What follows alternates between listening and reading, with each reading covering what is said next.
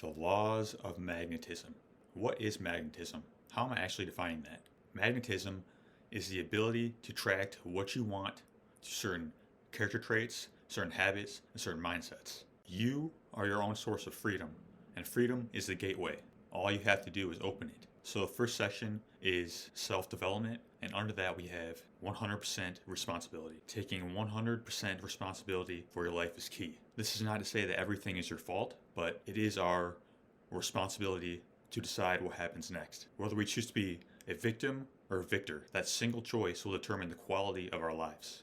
It is up to us to heal any past trauma or any blocks that are in your way on your path towards greatness. Freedom is in your hands.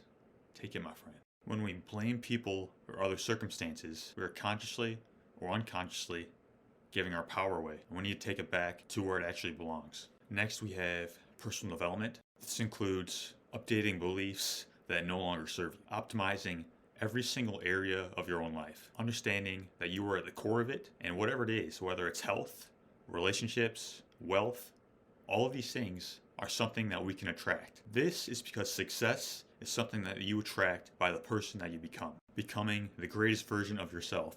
You know who you are, your principles, the values that you live by. All that is very important. And if you really want to get into personal development, I recommend learning from Eric Thomas. He is a #1 motivational speaker in the entire world, and he has helped me tremendously. Next, I'm going to get into manifestation, which is essentially amplifying the power within you to make your dreams a reality.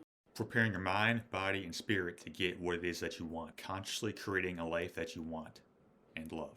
There are certain principles of manifesting by upgrading your beliefs, your thoughts, and your actions. And once we become aware of them, we can use them to our own advantage. The first principle is to dream beyond all measure. What it is that you really want. Are you being honest with yourself? You see, the matrix mind operates out of these rules, but the free mind has none. What is it that you actually want? There are no limits. Give yourself permission. Understand that you are worthy.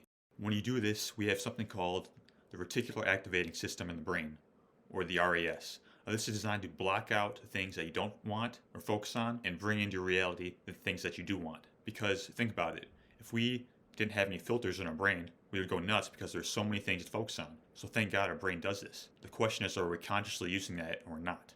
Next, we have visualization, and this is very important in the manifestation process. Make sure that you visualize what you want, the outcome, and the process of getting there. That is a step that a lot of people miss. They don't visualize the actions that it takes to actually get it, and the contingencies that come up, and the problems and how they're going to deal with them. Seeing it in advance, anticipation. You have to take action on the necessary steps to get there. It's not just about the visualizing and meditating. That is a huge part of it, but the action is perhaps the most important part. And the last step here is take action, which is what I just talked about. Taking massive, immediate action. Many of you don't have what you want because you're too slow. You procrastinate. That's okay. It's not about being perfect, but understanding we have to get that ball rolling. Focusing on small wins every day. What can we do and keep our promises that we make to ourselves? Get up every day with sincerity and earnestness and do what we say we're going to do. That is how we make a dream a reality. It's by every single day doing what we say we're going to do. The next section here is relationships. Under that, we have how to dickmatize your woman. What is this?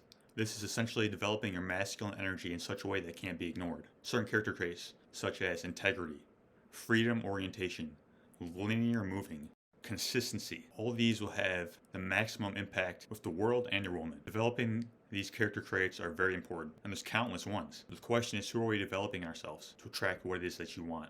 Next, we have polarity, which is the difference between masculine and feminine energies. There is nothing like a man being in his true masculine and a woman being in a true feminine. Today, a lot of men think it's okay to be a clown, and a lot of women think it's okay to be a man. Look, you do you, but we both have yin and yang energies, masculine and feminine. But the question is, what are the ratios? I just find that we live within our own truths, and we overcome past traumas. We know what we want. Things just tend to balance out, and our true character comes to light. The last thing here is freedom. Now, you can't think I'm gonna leave this one out, huh? Freedom is inherent in all things. It's within us, and it's outside of us. Everything is birthed from freedom. It literally cannot be taken. It was never given to us by anyone because it is inherent. We don't play by the rules, we live by principle. And the difference is, one is operating from the outside. Rules come that may or may not be in your best interest. They may or may not be towards your personal growth. But principles, on the other hand, stay ready so you don't have to get ready.